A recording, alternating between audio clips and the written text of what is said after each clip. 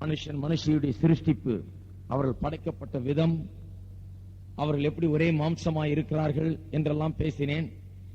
அவர்கள் எப்படி ஒருவருக்கொருவர் சொந்தமானவர்களாய் இருக்கிறார்கள் என்று பேசினேன். ஒழுக்கமான வாழ்க்கைக்கு அடிப்படையாயிருக்கிற வசனங்கள் பலவற்றை போதித்தேன். நீதிமொழிகள் 5ஆம் அதிகாரம், 6ஆம் அதிகாரம், 7ஆம் அதிகாரத்திலிருந்து பல காரியங்களை எடுத்து சொன்னேன். அநேக நேரத்தில் ஒழுக்கமான வாழ்க்கை வாழ வேண்டும் என்று போதிக்கிறோம், ஆனால் அதன் அடிப்படையை போதிப்பதில்லை. அதன் அடிப்படையை நான் தேவன் எப்படி மனுஷனையும் மனுஷியும் சிருஷ்டித்தார், அவர்கள் எப்படி ஒருவருக்காக ஒருவர் உண்டாக்கப்பட்டிருக்கிறார்கள் என்பதை குறித்து போதித்து, அதன் மூலமாக ஆகையால் அவர்கள் ஒருவரை ஒருவர் மட்டுமே நேசித்து ஒருவருக்கு ஒருவர் மட்டுமே இசைந்திருந்து கணவன் மனைவியாய் வாழ வேண்டும் என்பதை குறித்து நாம் திட்டவட்டமாய் போதித்தோம். மற்ற பல நல்ல ஆலோசனைகளை வாலிபர்களுக்கும் நாம் எடுத்து சொன்னோம். இன்றைக்கு இன்னொரு காரியத்தை குறித்து பேசப் போகிறேன். விவாகமும் குடும்ப வாழ்க்கையும் என்கிற தலைப்பிலே இன்னொரு காரியத்தை குறித்து இன்றைக்கு நான் பேச ஆரம்பிக்க போகிறேன். அதே தலைப்பிலே இதை முடிக்கிறதுக்கு இன்னும் ஒரு வாரமாவது ஆகும்.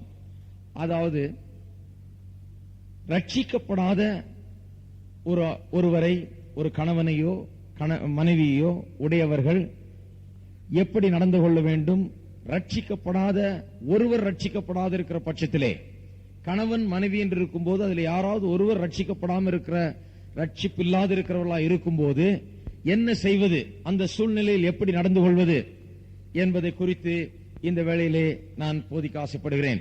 1 கொரிந்தியர் 7ஆம் அதிகாரத்துக்கு திருப்போம். 1 கொரிந்தியர் 7ஆம் அதிகாரம் முழுவதுமாகவே ஒவ்வொரு வசனமாய் போதிக்க வேண்டும் என்று எனக்கு ஆசை உண்டு. ஆனால் அது போதிக்க வேண்டியது அவசியமா என்னன்னு எனக்கு இன்னும் தெரியல. அதை போதிச்சா ரொம்ப டீட்டெயில்டா போகும், ரொம்ப விளக்கமா இருக்கும். சில காரியங்கள்லாம் எனக்கே கொஞ்சம் கஷ்டமா இருக்குது போதிக்கிறதுக்கு. ஆகையால நானே அவாய்ட் பண்ண பார்க்கிறேன். ஆனால் ஒருவேளை நான் நடத்தப்பட்டால் போதிக்கலாம். ஆகையால் முதல் வசனத்திலிருந்து நான் ஆரம்பிக்க போகிறதில்லை. ஆனால் அந்த அதிகாரத்தை குறித்த ஒரு அவுட்லைன், பொருளடக்கம், அந்த அதிகாரத்தில் என்னென்ன அடங்கி இருக்கிறது என்பதை குறித்து சில காரியங்களை உங்களுக்கு நான் சொல்ல விரும்புகிறேன். 1 கொரிந்தியர் 7ஆம் அதிகாரம் விவாகத்தை குறித்தும், விவாக வாழ்க்கையை குறித்தும், தனிமையாயிருக்கிறவர்களை குறித்தும், விவாக ரத்து பண்ணுகிறவர்களை குறித்தும், விவாகத்திலே பிரச்சனை உள்ளவர்களை குறித்தும், இப்படியாக பலவிதமான வாழ்க்கை பிரச்சனைகள், விவாக சம்பந்தப்பட்ட பிரச்சனைகள், திருமண வாழ்க்கை, குடும்ப வாழ்க்கை சம்பந்தப்பட்ட பிரச்சனைகள் குறித்து இந்த 7ஆம் அதிகாரம் பேசுகிறது. முதல் 2 வசனம் திருமணம் ஆக போகிறவர்கள் அவர்களை குறித்து பேசுகிறது, எப்படி அவர்கள் நடந்து கொள்ள வேண்டும் என்று. 3, 4, 5 வசனங்கள் கணவன் மனைவியாய் விசுவாசிகளாய் இருக்கிறவர்கள் எப்படி நடந்து கொள்ள வேண்டும், எப்படி தங்களுடைய மன வாழ்க்கை, குடும்ப வாழ்க்கையை காத்து அதிலே அவர்கள் சந்தோஷமாய் இருக்க வேண்டும் என்று அதை குறித்து பேசுகிறது. பிறகு வருகிற வசனங்கள் எப்படி தனிமையிலே விவாகம் இல்லாதவர்களாய் இருக்கிறவர்கள், சிலர் விவாகம் இல்லாமலே வாழ்நாள் பூரா கடத்திடுறார்கள். விவாகம் இல்லாதவர்கள் நினைக்கிறார்கள் விவாகம் பண்ணாதான் சந்தோஷமா இருக்க முடியும்னு. விவாகம் பண்ணவங்க நினைக்கிறாங்க விவாகம் பண்ணாம இருந்தா நான் சந்தோஷமா இருந்திருப்பேனேன்னு. விவாகம் பண்றதுலயும் சந்தோஷம் இல்ல, விவாகம் பண்ணாதலையும் சந்தோஷம் இல்ல. கர்த்தர் உங்களுடைய வாழ்க்கையில இருந்தால் உண்மையாகவே சந்தோஷம் உங்களுக்குள்ளாக இருக்கிறது இல்லையா? சந்தோஷத்தை கொண்டு வருகிறவர் கர்த்தர். கர்த்தருக்காக நீங்கள் வாழும் போது, கர்த்தர் உங்களுடைய ஆண்டவராய் இருக்கும் போது, இயேசு உங்களுடைய வாழ்க்கையிலே ஆண்டவராய் இருக்கும் போது சந்தோஷம் உங்களுடைய வாழ்க்கையிலே இருக்கிறது. எல்லாரும் விவாகம் பண்ணாது இருக்கும்படி அழைக்கப்பட்டவர்கள் அல்ல. ஏதோ ஒரு சிலர் விவாகம் பண்ணாமல் இருந்து விடுகிறார்கள், அவர்கள் கர்த்தரால் கிருபை பெற்றவர்கள். அப்படி இருக்கும்போது அதிலே சில பலன்கள் உண்டு என்று அப்போஸ்தலனாகிய பவுல் எடுத்து உரைக்கிறார். ஆண்டவருக்கு என்று அதிக நேரம் செலவிட முடியும் என்றெல்லாம் எடுத்து உரைக்கிறார். அதுக்காக எல்லாமே விவாகம் பண்ணாம இருந்துராதீங்க. விவாகம் பண்ணாம இருந்தா ஆண்டவருக்காக ரொம்ப நேரம் செலவழிக்கலாங்க. இந்த சந்ததியோட நம்ம அழிஞ்சு போயிடுவோம். விவாகமே பண்ணலனா யாரும். எல்லாரும் விவாகம் பண்ணாது இருக்கும்படி ஆண்டவர் சித்தம் கொள்ளவில்லை, எல்லாரும் விவாகம் பண்ண வேண்டும் என்றுதான் ஆண்டவருடைய சித்தம். அதிலே சிலர் விவாகம் பண்ணாமலேயே அவர்கள் வாழ்கிறார்கள். அப்படி வாழ்கிறவர்களும் எந்த விதத்திலும் குறைவுபட வேண்டியதில்லை என்று வேத வசனம் திட்டவட்டமாய் போதிக்கிறது. இப்படி பல காரியங்களை வேத வசனம் போதிக்கிறது. இன்னும் விவாகம் பண்ணி இருக்கிற, மறுபடியும் பிறந்த, ரட்சிக்கப்பட்ட, பரிசுத்தாவின் அபிஷேகம் பண்ணப்பட்ட விசுவாசிகள் விவாகம் பண்ணி வாழ்க்கை நடத்தும் போது அவர்களுக்குள்ளாக ஏற்படுகிற பிரச்சனைகளை குறித்தும் இந்த வசனங்கள் பேசுகிறது, இந்த அதிகாரம் பேசுகிறது. நிறைய பேர் நினைக்கிறான் ரட்சிக்கப்பட்டு ஞானஸ்தானம் எடுத்து பரிசுத்தாவின் அபிஷேகம் பெற்று அந்நிய பாஷெல்லாம் பேசி ஆவிக்குரிய வரங்கள்லாம் இருந்து தீர்க்க தரிசனம் எல்லாம் சொல்லி இப்படிலாம் இருக்கும்போது திருமண வாழ்க்கையிலே, குடும்ப வாழ்க்கையில பிரச்சனை வருமா புருஷ மனைவிக்கு இடத்துல சச்சரவு சண்டைகள் வருமா? அது எப்படிங்க வரும்? ஆவியானவர் இருக்கிறார், அந்நிய பாஷையில பேசுறோம், எவ்வளவு ஆவிக்குரியவர்களா இருக்கிறோம், நல்ல ஆவிக்குரிய சபைக்கு போறோம், எப்படி பிரச்சனை வரும் என்று நினைக்கலாம். நாம் நினைக்கிறோம் திருமணமாகி கல்யாணம் பண்ணி தாலி கட்டி வீட்டுக்கு வந்த உடனே எல்லாம் அந்த நேரத்தில் சந்தோஷமா முடிஞ்சிடும். ஏன்னா காலையில இருந்து சாயந்தரம் வரைக்கும் நம்ம அந்நிய பாஷையிலேயே பேசிட்டு இருக்க போறோம், பைபிளையே தூக்கிட்டு அலைஞ்சிட்டு இருக்க போறோம், தோத்திரம் பண்ணிட்டே இருக்க போறோம், எல்லாம் சரியா போட நினைச்சிட்டு இருக்கோம்.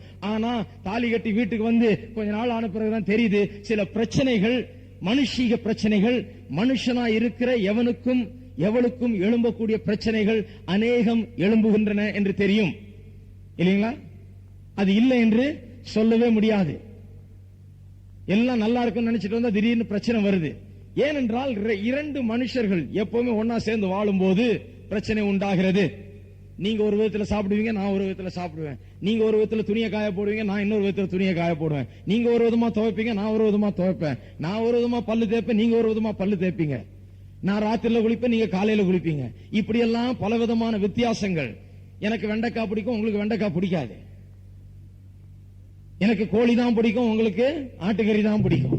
இப்படி எல்லாம் பல பிரச்சனைகள் இருக்கிறது. இவைகள் எல்லாம் வரத்தான் செய்கிறது. இவைகள் எல்லாம் மீண்டு இன்னும் பல பிரச்சனைகள் சாத்தான் அவைகள் எல்லாம் உருவாக்குகிறான். சில நேரத்தில் உண்டாகிற சாதாரண பிரச்சனைகளை அவன் உபயோகப்படுத்துகிறான் உங்களுடைய வாழ்க்கையை சீர்குலைப்பதற்கென்று. இவைகள் எல்லாம் எப்படி மேற்கொள்வதற்கென்று இந்த வசனங்கள் பேசுகிறது. அதை குறித்து இப்ப பேச போறதில்லை, அதை கொஞ்சம் யோசிக்க போறேன். நான் பேசலாமா வேணாமா, சில விவரங்களா பேச வேண்டியது இருக்குது. அவ்வளவு அவசியமா என்னன்னு எனக்கு தெரியல. ஆகையால கொஞ்சம் யோசிக்கிறேன், யோசித்து பிறகு பேசுறேன். இப்போ ரட்சிக்கப்படாத கணவரோ அல்லது மனைவியோ உடையவர்கள் எப்படி நடந்து கொள்ள வேண்டும், அந்த சூழ்நிலையிலே நாம் என்ன செய்ய வேண்டும் என்று வேத வசனம் சொல்லுகிறது என்பதை குறித்து பேச போகிறோம். 1 கொரிந்தியர் 7ஆம் அதிகாரத்தில் நடுவுல இருந்து ஆரம்பிக்க போறேன்.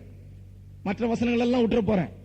கல்யாணம் பண்ண போறவங்களுக்கு கொடுக்கிற ஆலோசனை, கல்யாணம் பண்ணி இருக்கிற விசுவாசிகளுக்கு கொடுக்கப்பட்டிருக்கிற ஆலோசனை, பிரச்சனைகள் உள்ள விசுவாசிகளுக்கு கொடுக்கப்பட்டிருக்கிற ஆலோசனை, விவாகரத்து பண்ணி இருக்கிறவர்களுக்கு பண்ண போகிறவர்களுக்கு கொடுக்கிற ஆலோசனை, இவைகளை எல்லாவற்றையும் இப்ப மறந்துட போறேன்.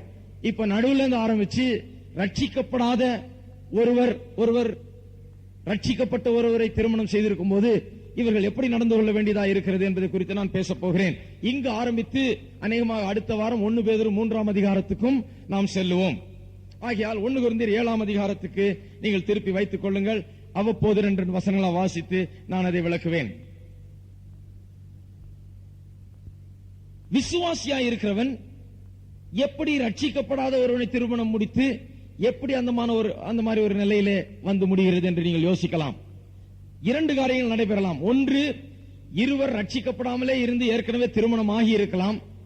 திருமணமாகி அவர்கள் குடும்ப வாழ்க்கை நடத்தி கொண்டு வருகிற வேளையிலே யாரோ ஒருவர் ரட்சிக்கப்பட்டிருக்கலாம். மனைவியோ புருஷனோ யாரோ ஒருவர் ரட்சிப்புக்குள்ளாக வந்திருக்கலாம், இன்னொருவர் ரட்சிப்புக்குள்ளே வராமல் இருந்திருக்கலாம். அப்படி இருக்க வாய்ப்பு உண்டு. அப்படி இருக்கும்போது குடும்பத்திலே ஒரு ஆள் ரட்சிக்கப்பட்டிருக்கிறார், கணவனோ மனைவியோ ஒருவர் ரட்சிக்கப்பட்டிருக்கிறார், இன்னொருவர் ரட்சிக்கப்படாமல் இருக்கிறார். சில பிரச்சனைகளை அது உருவாக்குகிறது. இன்னொன்று, விசுவாசியா இருக்கிற சகோதரனோ சகோதரியோ கர்த்தருடைய வார்த்தைக்கு கீழ்ப்படியாமல், கர்த்தருடைய வார்த்தை சொல்லுகிறதை செய்யாமல், என்ன சொல்லுது கர்த்தருடைய வார்த்தை? அந்நிய நுகத்திலே அவிசுவாசியோடு நாம் பிணைக்கப்படாதிருக்க வேண்டும் என்று வேத வசனம் சொல்லுகிறது. விசுவாசிக்கும் அவிசுவாசிக்கும் சம்பந்தம் ஏது என்று வேத வசனம் சொல்லுகிறது. திருமணம் என்று வருகிற வேளையிலே முதலாவது ரிக்வயர்மெண்ட், முதலாவது நாம் தேடி கண்டுபிடிக்க வேண்டிய காரியம் என்னவென்றால், இந்த சகோதரர் அல்லது இந்த சகோதரி மறுபடியும் பிறந்து ரட்சிப்பின் அனுபவத்தை உடைய சகோதரனா சகோதரியா என்பதை கண்டுபிடிக்க வேண்டும். சமீபத்தில் ஒரு தகப்பனார் இடத்தில் ஓடி வந்தார். அவர் கத்தோலிக்க சபையில் இருக்கிறவர். மகள் இப்படி ஆண்டவரை ஏற்றுக்கொண்டு நம்முடைய சபைகளில் ஒரு சபைக்கு சென்று கொண்டிருக்கிறது. வந்தார்கள். அந்த அப்பா சொன்னார், ஐயா என்னையா பண்ணீங்க என் மகளுக்கு? என் மக நல்லா படிச்சிருக்குது, நல்லா நான் படிக்க வச்சிருக்கேன். இத்தனை வருஷம் காலேஜ், 7-8 வருஷம் காலேஜுக்கு அனுப்பிச்சு பெரிய ப்ரொஃபசர் ஆகிற மாதிரி படிக்க வச்சிருக்கிறேன். கடைசியில் சொல்லுது, மறுபடியும் பிறந்திருக்கிற ஒரு மாப்பிள்ளையை தான் நான் கல்யாணம் பண்ணுவேன், வேற யாரையும் நான் கல்யாணம் பண்ணவே மாட்டேன். என்ன சொன்னாலும் சொல்லுங்க, நான் செய்யவே மாட்டேன். மறுபடியும் பிறந்து ரட்சிப்பின் அனுபவம் உடைய மாப்பிள்ளையை தான் நான் திருமணம் முடிப்பேன் என்று சொல்லுகிறதே, இது நியாயமா? நான் இந்த குலத்திலிருந்து வருகிறேன், இந்த ஜாதியிலிருந்து வருகிறேன், எனக்கு இன்னும் 4 பொம்பளை பசங்க இருக்குது, நான் கல்யாணம் முடிச்சு வைக்கணும். என்னுடைய மக இப்படி கேட்டா என்னுடைய குலத்திலேயோ என்னுடைய ஜாதியிலயோ அப்படி மாப்பிள்ளை கிடைக்கவே கிடைக்காதுங்களே, எங்க இருக்குதுன்னு எனக்கே தெரியல, நான் எப்படி இதெல்லாம் செய்வது, நீங்கள் ஏதாவது ஒரு வழி சொல்ல வேணுமே என்று சொன்னார். அப்ப நான் சொன்னேன், ஐயா, அது ஒவ்வொருவருக்கும் இருக்கிற ஒரு தனிப்பட்ட ஒரு உணர்வு. அவர்கள் கர்த்தரை தேடுகிறார்கள். இவ்வளவு தூரம் உங்க குழந்தையை படிக்க வச்சிருக்கீங்க, இவ்வளவு பெரிய பெண்ணாக ஆக்கி இருக்கிறீங்க, அறிவை வளர்த்து கொடுத்திருக்கிறீங்க. இப்ப நீங்க அந்த அறிவையே வேணாம், உபயோகப்படுத்தாத, நான் சொல்றதை மட்டும் செய்யும் சொல்ற மாதிரி இருக்குது. அந்த பெண்ணுடைய விருப்பப்படி விடுங்கள். ஒரு நல்ல ரட்சிக்கப்பட்ட ஒரு மாப்பிளையை தெரிந்தெடுத்து அந்த பெண் திருமணம் செய்து கொள்ளட்டும். அப்படிப்பட்ட ஒரு மாப்பிளையை பாருங்க, அதுக்கு விட்டு கொடுங்கள். கர்த்தர் உங்களை ஆசீர்வதிப்பார். அந்த பெண்ணுடைய வாழ்க்கையில் ஆசீர்வாதம் இருக்கும். நீங்கள் ஒருவேளை அதை வற்புறுத்தினால், தொந்தரவு செய்தால், இப்படிதான் திருமணம் முடிக்க வேண்டும் என்று சொல்லி முடித்து வைத்தால் அந்த பெண்ணுடைய வாழ்க்கையில நிம்மதி இருக்காது, சந்தோஷம் இருக்காது. ஏனென்றால் தான் விசுவாசிக்கிற ஒரு காரியத்துக்கு எதிராக செயல்படும் போது உள்ளே ஒரு பெரிய குழப்பம் ஏற்படுகிறது. ஆவிக்குரிய நிலையிலே சில குழப்பங்கள் ஏற்படுகிறது, சந்தேகங்கள் ஏற்படுகிறது, பலவிதமான காரியங்கள் நுழைந்து அந்த நபரை சீர்குலைக்கிறது. அப்படி ஆக விடாதிருங்கள், இதற்கு விட்டுக் கொடுங்கள் என்று சொன்னேன். அவரும் நல்ல மனிதரா இருந்தபடினாலே, சரி அப்படியே செய்யுங்க ஐயா, எந்த ஜாதி எந்த குலமா இருந்தா நல்ல படிச்ச மாப்பிள்ளையா பார்த்து என் பெண்ணுக்கு கல்யாணம் பண்ணி வைங்க அப்படின்னு சொல்லிட்டு போனார். இன்னொருவர் என்ன டெலிபோன்ல கூப்பிட்டு இப்படியா பேசினா, ஒரு சகோதரி இப்படி சொன்னார்கள், நான் ரட்சிக்கப்பட்ட மாப்பிள்ளையா தான் கல்யாணம் பண்ணணும்னு பார்த்துட்டு இருக்கிறேன். ஆனா எங்க வீட்டுல வெளியூர்ல ரொம்ப தூரத்துல இருந்து நல்ல வேலையில இருக்கிற நல்ல படிச்ச மாப்பிள்ளை ஒரு ஆளை பார்த்திருக்கிறாங்க. அவர் என்ன சொல்றாரு, பெண் எப்படி வேணா இருந்துகிட்டோம், கோயிலுக்கு போய்கிட்டோம், பரிசுத்தாவி பெற்றிருக்கட்டும், ஞானஸ்தானம் எடுத்திருக்கட்டும், என்னமோ பண்ணிருக்கட்டும், ஆனா நான் இப்படியே இருந்துக்குவேன், என்ன தொந்தரவு செய்யக்கூடாதுன்னு சொல்லுங்க, நான் அந்த பொண்ணை தொந்தரவு செய்ய மாட்டேன். ஒருவேளை பின்னாடி நான் அந்த பெண்ணை போல ஒரு வழியை தெரிந்து கொள்ள வேண்டும் என்றால் அது பின்னால பார்க்கலாம், நான் தெரிந்து கொள்கிறேன்னு சொல்றேன். என்ன செய்யறது பாஸ்டர், இப்படி சொல்றாங்களே, ஒருவேளை பின்னால் அவர் கல்யாணம் பண்ண பிறகு அவர் விசுவாசியாக மாறிவிடலாம். இதுக்கு என்ன சொல்றீங்க, நான் பண்ணட்டுமா பண்ண வேணாமா? நான் சொன்னேன், பண்ண வேணாம். இன்னொரு நாளைக்கு நான் மாறுறேன்னு சொல்ற ஆளெல்லாம் நம்பி நம்ம பண்ண முடியாது. விசுவாசியா இருக்கிறவன் ஒருபோதும் அவிசுவாசியை திருமணம் முடிக்க கூடாது. விசுவாசியா இருக்கிற பெண் ஒருபோதும் அவிசுவாசியா இருக்கிற வாலிபனை திருமணம் முடிக்க கூடாது. இதுதான் முதலாவது கட்டளை, இதுதான் முதலாவது நிபந்தனை. இந்த காரியம் பூர்த்தி செய்யப்பட வேண்டும். விசுவாசியை தான் திருமணம் முடிக்க வேண்டும். இது நிச்சயமாக தேவனுடைய வசனத்திலே தெளிவாக போதிக்கப்பட வேண்டிய காரியம்.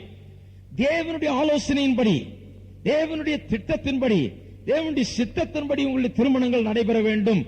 ஏதோ வேலை நல்லா இருக்குது, படிப்பு நல்லா இருக்குது, காசு நிறைய கிடைக்குது, இல்ல நல்ல பணக்காரரா இருக்கிறாங்க, இப்படி இருக்கிறாங்க, அப்படி திருமணம் முடிச்சாலே அதுலதான் தொல்லையே வர்றது. விசுவாசியாய் பார்த்து, நல்ல கடவுளுடைய பிள்ளையாய் பார்த்து நாம் திருமணம் முடிக்க வேண்டியது அவசியமா இருக்கிறது. அப்படி சிலர் கர்த்தருடைய வார்த்தைக்கு கீழ்ப்படியாமல் போய் முரட்டாட்டம் பண்ணி தேவனுடைய வார்த்தை என்னதென்று அறிந்தும் போய் அவர்கள் சில நேரத்திலே அவிசுவாசிகளை திருமணம் முடிக்கிறார்கள். அப்படி முடிக்கும் போது பல பிரச்சனைகள் அங்கே எழும்புகிறது.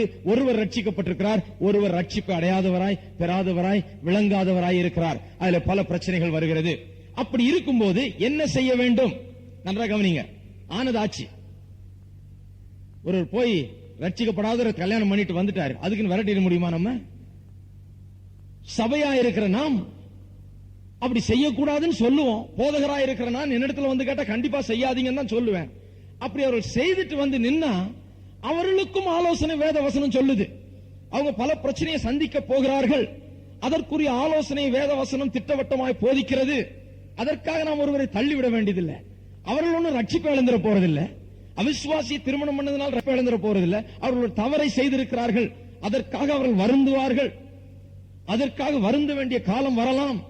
அப்பொழுது நாம் அவர்களுக்காக ஜெபிக்க வேண்டும், அவர்களை தாங்க வேண்டும், அவர்களை உற்சாகப்படுத்த வேண்டும், அவர்களுக்கு தேவையான காரியங்களை செய்து ஆண்டவருக்குள்ளாக அவர்களை வழி நடத்த வேண்டும். இப்ப வாசிங்க பார்ப்போம். 12வது வசனம் நாம் பார்ப்போம். மற்றவர்களை குறித்து கர்த்தர் அல்ல, நானே சொல்லுகிறதாவது.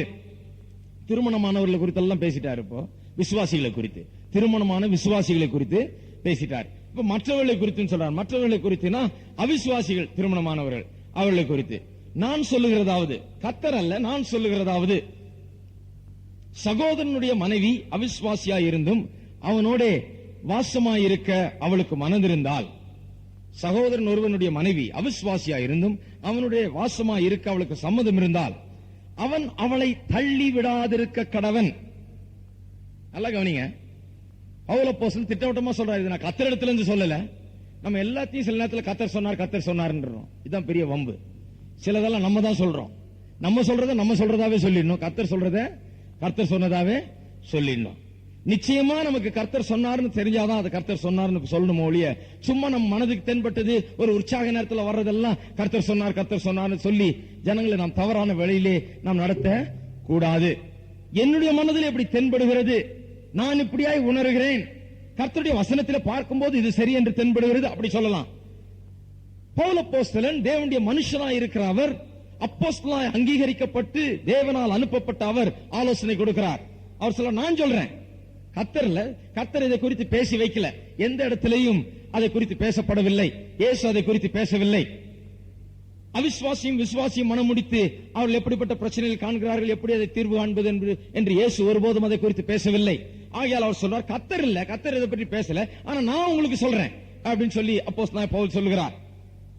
சகோதரன் ஒருவனுடைய மனைவி அவிசுவாசியாய் இருந்தும் அவனுடைய வாசமாய் இருக்க அவளுக்கு சம்மதம் இருந்தால், அவிசுவாசியை கல்யாணம் பண்ணியாச்சு ஒரு ஆள், அந்த பெண் சரி என்னுடைய கணவர் விசுவாசி, நான் அவிசுவாசி, எனக்கு கோயிலுக்கு வர பிடிக்கல, எனக்கு இந்த ஆண்டவராகிய இயேசு கிறிஸ்துனால எனக்கு ஆகாது, நான் என்னுடைய பழைய மதத்திலேயே இருந்துக்கிறேன், நான் என்னுடைய பழைய வழியிலேயே பின்பற்றுகிறேன், என்னால இந்த கோயிலுக்கு வந்து இப்படி எல்லாம் பாட்டு பாடி இப்படி இந்த மதத்தை பின்பற்ற முடியாது, நான் அதை வெறுக்கிறேன், அதை தள்ளுகிறேன் என்று சொல்லி அதை ஏற்றுக்கொள்ள முடியாமல் இருக்கிற வேளையிலே அவள் கணவன் மனைவி என்ற விதத்தில் வாழ தயார், உன்னோடு சேர்ந்து நான் வாழ தயார், இந்த காரியம் நம்முடைய குடும்ப வாழ்க்கையை பாதிக்க வேண்டாம், நீ கோயிலுக்கு போய்க்கோ, நீ வேதத்தை வாசித்துக்கோ, ஜெபம் பண்ணிக்கோ, என்ன வேணா பண்ணிக்கோ, ஆனா நான் வீட்டில் இருக்க போறேன், நான் இதை பின்பற்ற போறதில்லை, குடும்ப வாழ்க்கையை இது பாதிக்க கூடாது என்று அந்த சகோதரி ஒத்துக்கொள்வாளானால் அவளை தள்ளி விடாதிருக்க கடவன் என்று வேதவசனம் போதிக்கிறது. நல்ல கவனிங்க, அப்படியே ஒரு ஸ்திரீயினுடைய புருஷனும் அவிசுவாசியாய் இருந்தும் அவனுடைய வாசமாயிருக்க அவனுக்கு சம்மதம் இருந்தால் அவன் அவளை தள்ளி விடாதிருக்க கடவன். ஆண்டவர் எப்பவுமே பிரிச்சு வைக்க பார்க்கல, ஒன்னா சேர்த்து வைக்க தான் பார்க்கிறார். ஆண்டவர் நல்லவர், தெரியுது அவருக்கு ஒருவர் ரட்சிக்கப்படல, ஒருவர் ரட்சிக்கப்பட்டிருக்கிறார்னு. எப்படியாவது அந்த ரட்சிக்கப்பட்டவர் ரட்சிக்கப்படாதவரை ஆண்டவரிடத்திலே நடத்த முடியுமா என்பதுதான் இங்கே கேள்வி. அதை குறித்து தான் இப்பொழுது நாம் வாசிக்க போகிறோம். 14ஆம் வசனம் வாசிப்போம். என்னத்தினாலெனில், ஏன் அப்படி தள்ளிவிட வேணாம்னு சொல்றாரு? அவிசுவாசியான மனைவியோ புருஷனோ உங்களுக்கு இருந்தால் ஏன் தள்ளிவிட வேணாம் என்று சொல்கிறார். சிலர் நினைக்கிறாங்க, என் புருஷன் அவிசுவாசிங்க, நான் இன்னைக்கு ஆண்டவர் ஏற்றுக்கொண்ட, நான் ஞானஸ்தானம் எடுத்தேன், நேரா வீட்டுக்கு போய் சொல்ல போறேன், என் பைபிளை வாசித்து என் ஜெபத்தை பண்ணி என் கோயிலுக்கு வரலனா நான் கூட வாழ போறது இல்லைன்னு சொல்ல போறேன் சிலர் தீர்மானிச்சாங்க. ரொம்ப தீவிரமாயிடுறாங்க. நேரா போய் இவங்க ரட்சிக்கப்பட்டது அந்த ஆளுக்கு தான் பெரிய உபத்திரவம் ஆயிடுது, ஆசீர்வாதமாகிறதுக்கு பதிலா பெரிய உபத்திரவம் ஆயிடுது. ஒரே தொந்தரவு பண்றது, நீ எப்படியா என் வழியில வரலன்னா நல்லாவே இருக்க போறதில்ல, நாம் ஒன்னா வாழ போறதில்ல, நம்மால வாழ முடியாது, இப்படி எல்லாம் பேசி குடும்பத்திலே ஒரு சமாதானம் இல்லாத நிலையை சில நேரத்தில் விசுவாசிகள் உண்டாக்குகிறார்கள். விசுவாசிகளுக்கு பவுல் அப்போஸ்தலன் தேவனுடைய ஞானத்தை கொண்டு ஆலோசனை சொல்லுகிறார், தள்ளிவிடாதிருங்கள். என்ன பண்றது? தள்ளிவிடாம என்ன பண்றது? ஏன் தள்ளிவிடக் கூடாது என்று சொல்லுகிறார். கவனியுங்கள், என்னத்தினாலெனில் அவிசுவாசியான புருஷன் தன் மனைவியால் பரிசுத்தமாக்கப்படுகிறான், அவிசுவாசியான மனைவியும் தன் புருஷனால் பரிசுத்தமாக்கப்படுகிறான், இல்லாவிட்டால் உங்கள் பிள்ளைகள் அசுத்தமாயிருக்குமே, இப்பொழுதோ அவைகள் பரிசுத்தமாயிருக்கின்றன. அநேகருக்கு இப்படிப்பட்ட கேள்விகள் எழும்புகிறது. என் புருஷன் இந்துவா இருக்கிறாருங்க, ரட்சிக்கப்படாது இருக்கிறாருங்க, நான் எப்படி என் பிள்ளைகளை வளர்ப்பது? என்னுடைய பிள்ளைகள் இந்துவா இருக்குமா இல்ல கிறிஸ்தவனா இருக்குமா? என் பிள்ளை வளரும் போது என்ன ஆகும்? எந்த மதத்தை பின்பற்றும்? என் பிள்ளை வளரும் போது எந்த வழியை தெரிந்து கொள்ளும்? என்னுடைய வழியா அவருடைய வழியா? நான் சொல்றேன், யாருடைய வழி? என்ன? விசுவாசியினுடைய வழியை தான் பிள்ளை தெரிந்து கொள்ளும். ஏன் விசுவாசியுடைய வழியை தெரிந்து கொள்ளும்? நான் சொல்றேன், அவிசுவாசியும் விசுவாசியும் திருமணமாகி குடும்பம் நடத்துகிற வேளையிலே யாரிடத்திலே வல்லமை இருக்கிறது? விசுவாசியின் இடத்துல தான் வல்லமை இருக்குது. விசுவாசிதான் உப்பாயிருக்கிறான், விசுவாசிதான் ஒளியாயிருக்கிறான். விசுவாசியிடத்தில்தான் வல்லமை உண்டு. அவிசுவாசி அவிசுவாசியா மாத்துறது இல்ல, விசுவாசி என்னவா மாத்தணும்? விசுவாசியா மாத்தணும். ஆனா விசுவாசியா இருக்கும்போது போய் அவிசுவாசியா கல்யாணம் பண்றவங்க சாதாரணமா விசுவாசியா மாத்திடுவாங்க. ஆனால் அவிசுவாசிகளா இருக்கும்போது ஒரு ஆள் ரட்சிக்கப்படுறாருன்னா சாதாரணமா அந்த விசுவாசி ஆகிற மனுஷர் எப்படியாவது தன்னுடைய கணவரையோ மனைவியோ விசுவாசியாக ஆக்க முடியும். ஏனென்றால் வல்லமை, தேவனுடைய கிருபை, பலன் உங்களுக்குள்ளாக இருக்கிறது, அவர்களுக்குள்ளா இல்ல. உங்க பிள்ளை எப்படி வரும் கேள்வி வேணாம். ஏனென்றால் நீங்க ஒளியா இருக்க போகிறீர்கள், நீங்கள் உப்பா இருக்க போகிறீர்கள், நீங்கள் குடும்பத்தை காக்க போகிறீர்கள். உங்கள் மூலமாக தேவனுடைய ஒளி அந்த குடும்பத்தில் பிரவேசிக்க போகிறது, வீச போகிறது. திருப்புங்கள் மத்தேயு 5ஆம் அதிகாரத்துக்கு, அதை குறித்து ஒரு நிமிஷம் பார்ப்போம்.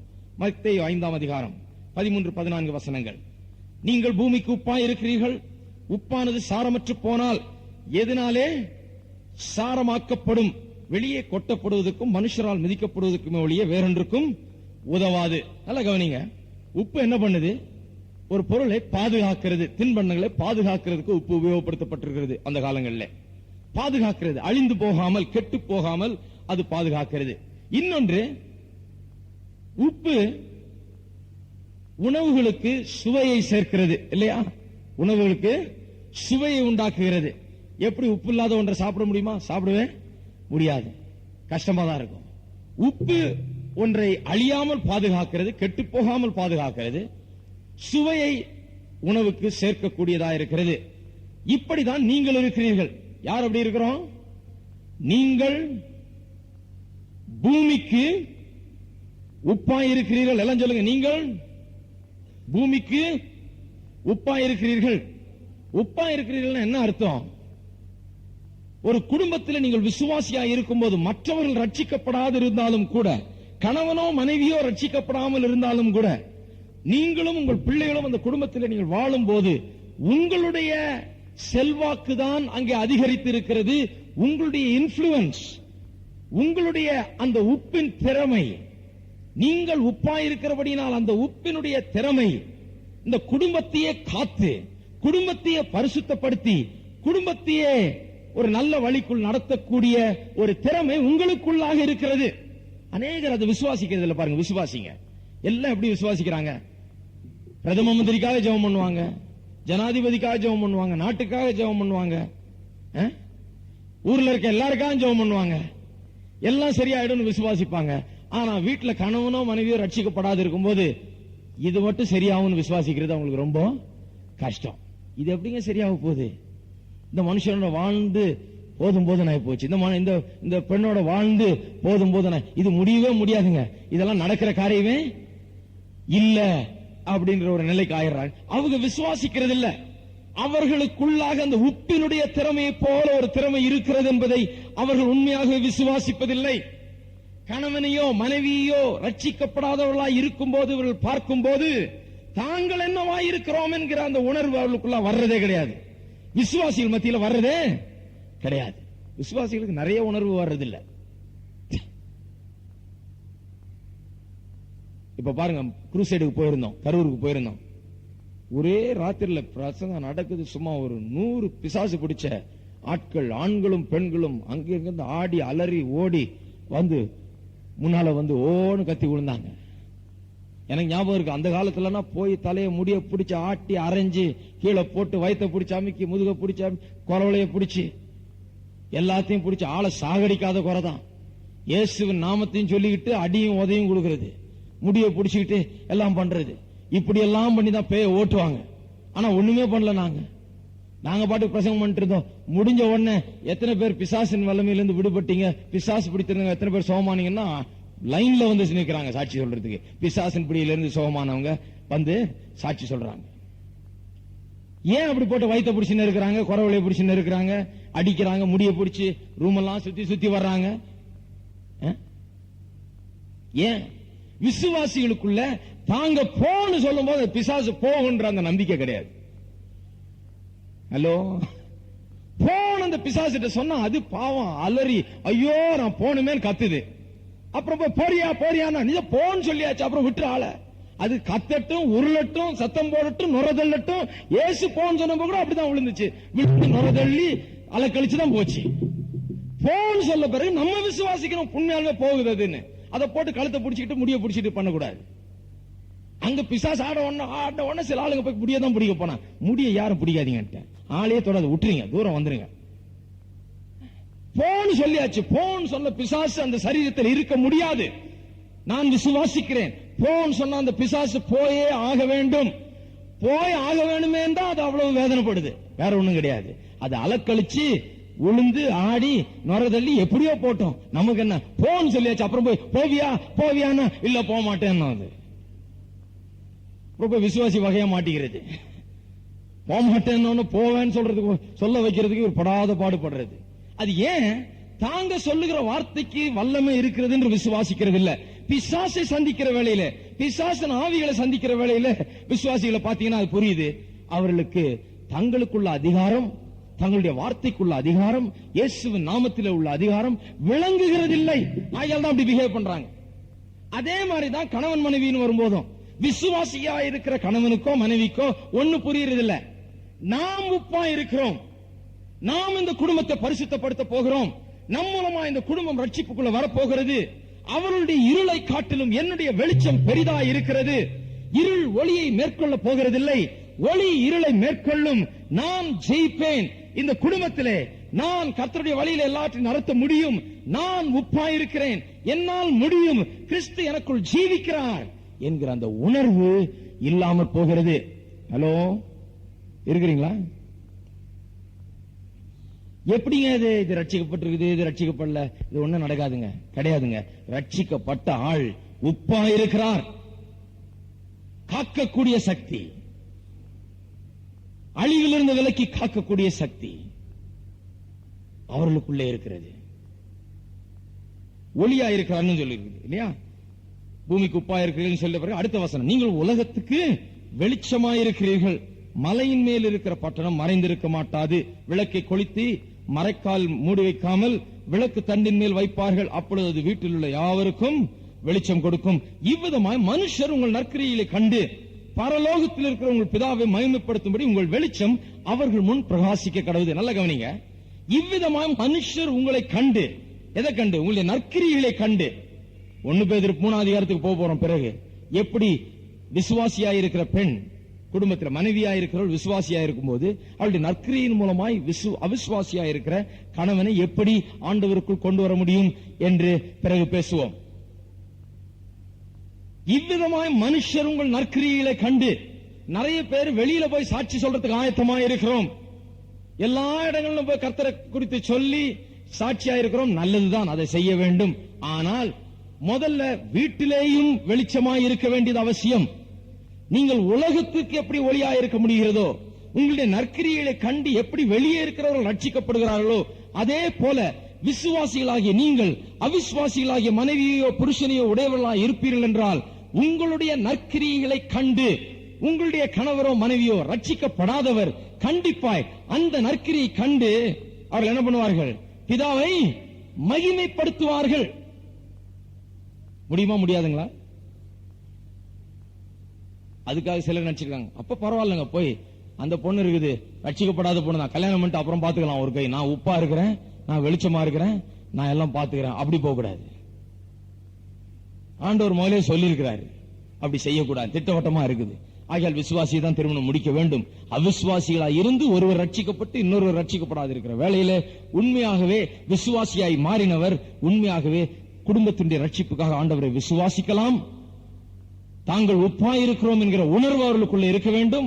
தாங்கள் வெளிச்சமாய் ஒளியாய் இருக்கிறோம் என்கிற உணர்வு அவர்களுக்கு இருக்க வேண்டும். தங்களுடைய நற்கிரியைகள், கிறிஸ்து அவர்களை மாற்றி இருக்கிறார், அவர்களுக்குள்ள மாற்றம் ஏற்பட்டிருக்கிறது. அந்த நற்கிரியைகள் வெளிச்சமாய் பிரகாசிக்க போகிறது. பிதாவை மற்றவர்கள் மகிமைப்படுத்தும்படியாக வெளிச்சம் பிரகாசிக்க போகிறது. நல்ல கவனிங்க. அவிசுவாசியான புருஷன் தன் மனைவியினால் பரிசுத்தமாக்கப்படுகிறான் என்று சொல்லுகிறதுனால விசுவாசியாய் கருதப்படுகிறார் என்ற அர்த்தம் கிடையாது. பரிசுத்தமாக்கப்படுகிறான் என்று சொல்லுகிறதுனால நீங்க ரட்சிக்கப்பட்டதுனால உங்க கணவர் ரட்சிக்கப்பட்டார்னு அர்த்தம் கிடையாது. அல்லது கணவர் உங்க உங்க கணவரை கர்த்தர் ரட்சிக்கப்பட்டதாக காண்கிறார் என்ற அர்த்தம் கிடையாது. உங்களுடைய பிள்ளைகளை கர்த்தர் ரட்சிக்கப்பட்டதாக காண்கிறார் என்று அர்த்தம் கிடையாது. அப்படிப்பட்ட அர்த்தத்தோடு இந்த வசனம் சொல்லி வைக்கப்படவில்லை. என்ன சொல்லி இருக்கிறது? அவிசுவாசியான புருஷன் தன் மனைவியால் பரிசுத்தமாக்கப்படுகிறான். பரிசுத்தமாக்கப்படுகிறான் என்று சொன்னால் என்ன அர்த்தம்? எப்படி பரிசுத்தமாக்கப்படுகிறோம்? எப்படி அவர்களை நாம் பரிசுத்தமாக்குகிறோம்? விசுவாசியான ஒருவர் அவிசுவாசியான தன்னுடைய கணவனையோ மனைவியோ எப்படி பரிசுத்தமாக்க முடியும்? முதலாவது தாங்கள் பரிசுத்தமாக இருக்க வேண்டும், தாங்கள் பரிசுத்தமாக்கப்பட வேண்டும். அவர்கள் பரிசுத்தமாக்கப்பட்ட பிறகு அவர்கள் மற்றவர்களை பரிசுத்தமாக்கக்கூடிய நிலைக்கு அவர்கள் இருக்கிறார்கள். 4 வசனங்களை சீக்கிரமாக நான் திருப்புகிறேன். முதல்ல மார்க் 9ஆம் அதிகாரம் திருப்புங்கள். மார்க் 9ஆம் அதிகாரம் 50ஆம் வசனம். மார்க் 9ஆம் அதிகாரம் 50ஆம் வசனம். உப்பு நல்லதுதான், உப்பு சாரமற்று போனால் அதற்கு எதனாலே சாரம் உண்டாக்குவீர்கள்? அதே வசனம் மார்க் எழுதுகிறார், அதே போதனையே. உங்களுக்குள்ளே உப்புடையவர்களாய் இருங்கள். இது மத்தேயுல இல்ல, அதனால்தான் மார்க்ல இருந்து வாசிக்கிறேன்.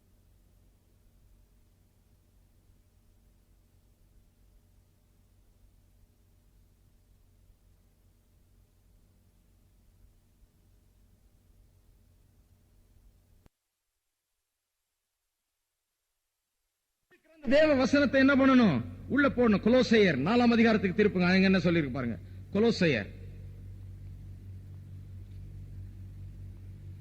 4ஆம் அதிகாரம் 6ஆம் வசனம். அவனவனுக்கு இன்னின்னபடி உத்தரவு சொல்ல வேண்டும் என்று நீங்கள் அறியும்படி உங்கள் வசனம் எப்பொழுதும் கிருபை பொருந்தினதாயும் உப்பால் சாரமேறினதாயும் இருப்பதாக. வசனம் உப்பால் சாரணமேறினதாய் இருப்பதாக. உங்களுடைய வார்த்தைகள் எப்படி இருக்க வேண்டும்? உப்பால் சாரமேறினதாய் இருப்பதாக. வசனம் தான் உப்பு. தேவனுடைய வார்த்தை நமக்குள்ளாக வைக்கப்பட்டிருக்கிறது. அந்த வார்த்தை தான் உப்பாய் இருக்கிறது. நீங்கள் பேசும்போது உங்களுடைய வசனம், நீங்கள் பேசுகிற வார்த்தைகள் இந்த உப்பால், வசனம் தேவனுடைய வார்த்தை என்கிற உப்பால் சாரமேற்றப்பட்டிருக்க வேண்டும். நீங்கள் பேசும்போது தேவனுடைய வார்த்தையை பேசுங்கள். தேவனுடைய வார்த்தையில் இருக்கிற சமாதானத்தை, சந்தோஷத்தை, தேவனுடைய வார்த்தையில் இருக்கிற நல்ல காரியத்தை, ஒழுக்கமானதை, தூய்மையானதை, உண்மையுள்ளதை, அவைகளை நீங்கள் பேசும்போது தேவனுடைய வார்த்தையை நீங்கள் உங்கள் வாயினால் பேசுகிற வேளையிலே உங்களுடைய வார்த்தைகள் உப்பால் சாரமேற்றப்பட்டதாயிருக்கிறது. ஹலோ, உப்பு உங்களுக்குள்ள இருக்கணும், தேவனுடைய வார்த்தை உங்களுக்குள்ள இருக்கணும். நீங்க பேசும்போது உப்பு உங்களுக்குள்ள இருந்துச்சுன்னா அந்த பேசுகிற வார்த்தைகள் உப்பால் சாரமேற்றப்பட்டதா இருக்கணும். சிலர் பேசுறது பாருங்க, விசுவாசிங்க பேசுறது அவிசுவாசியை விட மோசமா இருக்கும்.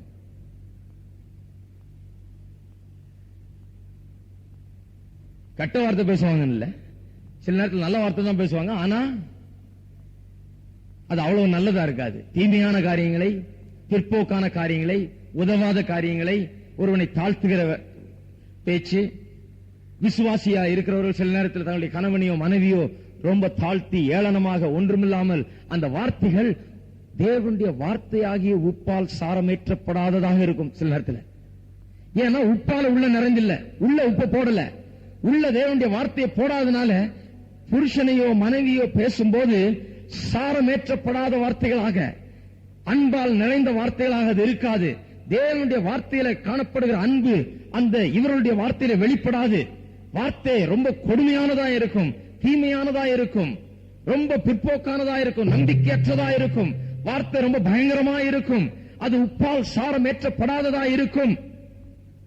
ஆனால் தேவனுடைய வார்த்தை நமக்குள் நிறைந்திருக்கும் போது, நீங்கள் எந்த குடும்பத்தில் இருந்தாலும் சரி, கணவன் ரட்சிக்கப்படலனாலும் பரவாயில்ல, மனைவி ரட்சிக்கப்பட்டாலும் பரவாயில்ல, நீங்கள் பேசும்போது உங்களுடைய வார்த்தை அன்பு நிறைந்ததாக, இரக்கம் நிறைந்ததாக, நன்மை நிறைந்ததாக, நல்லவைகளை பேசுகிறதாக, ஆளை உயர்த்துகிறதாக, தீமை அல்ல நன்மை விரும்புகிற வார்த்தைகளாக, தேவனுடைய வார்த்தை என்கிற உப்பினால் சாரமேற்றப்பட்ட வார்த்தைகளாக அவைகள் இருக்கும். உப்பா இருக்கிற வேளையில அப்படிதான் நாம உப்பா இருக்கிறோம் சொல்லிட்டு மனுஷனையோ அந்த மனுஷனையோ அல்ல அந்த பொண்ணையோ எந்நேரமும் திட்டிக்கிட்டு வசைபாடிக்கொண்டே இருந்தால் அது உப்பா இருக்கிற நிலை இல்ல. நல்லா கவனிங்க. இப்போ எப்படி நாம் பரிசுத்தமாக்கப்படுகிறது? யோவான் 17ஆம் அதிகாரம் 19ஆம் வசனம். நாம் எப்படி பரிசுத்தமாக்கப்படுறோம் பார்த்தா அவங்க எப்படி பரிசுத்தமாக்கப்படுறாங்கன்னு பார்க்கலாம். அவிசுவாசியா இருக்கிற புருஷன் விசுவாசியா இருக்கிற மனைவியினாலே பரிசுத்தமாக்கப்படுகிறான், பிள்ளைகளும் அப்படியே அப்படின்னு வாசித்தோம். அதுக்கு அர்த்தம் என்ன? நாம் எப்படி பரிசுத்தமாக்கப்படுகிறோமோ அதே விதத்துல தான் அவர்களை நாம் பரிசுத்தமாக்குகிறோம், இல்லைங்களா? அவர்கள் ரட்சிக்கப்பட்டாங்கன்னு அர்த்தம் கிடையாது. நாம் ரட்சிக்கப்பட்டதுனால அவங்க ஆட்டோமேட்டிக்கா அவங்களுக்கு ரட்சிப்பு உண்டு அல்ல. பரிசுத்தமாக்கப்படுகிறார்கள். எப்படி அது பரிசுத்தமாக்கப்படுகிறார்கள்? நாம் எப்படி பரிசுத்தமாக்கப்படுகிறோமோ அப்படியேதான். யோவான் 17:19 வாசிப்போம். அவர்களும் சத்தியத்தினாலே பரிசுத்தமாக்கப்பட்டவர்களாகும்படி அவர்களுக்காக நான் என்னைத்தானே பரிசுத்தமாக்குகிறேன். நல்ல கவனிங்க, இயேசு தன்னைத்தானே பரிசுத்தமாக்குகிறார். எதுக்கு? மற்றவர்களும் சத்தியத்தினாலே பரிசுத்தமாக்கப்பட்டவர்களாகும்படிக்கு அவர் தன்னைத்தானே பரிசுத்தமாக்குகிறார். பரிசுத்தமாக்கப்பட்டவர் தம்முடைய வார்த்தையின் மூலமாக மற்றவர்களை பரிசுத்தமாக்கக்கூடிய வார்த்தைகளை அவரால் பேச முடிந்தது. அவர் என்ன சொன்னார்? You are clean through the words that I have spoken to you என்று சொன்னார். நான் பேசின என்னுடைய வார்த்தைகளால் நீங்கள் சுத்தமாய் இருக்கிறீர்கள் என்று சொன்னார். அவருடைய வார்த்தைகள் வெறும் வசைபாடுகிற வார்த்தைகளா இல்ல, அது தீமைகள் நிறைந்த வார்த்தைகளா இல்ல, ஆக்கினை தீர்ப்புக்குள்ளாக்குற வார்த்தைகளா இல்ல, ஒரு மனுஷனை கீழே தள்ளுகிற வார்த்தைகளா இல்ல, தவறு செய்தவனையும் தூக்கி எடுக்கக்கூடிய, தேற்றுகிற, ஆறுதல் அளிக்கிற, அன்பாய் அரவணைக்கிற வார்த்தைகளை அவர் பேசினார்.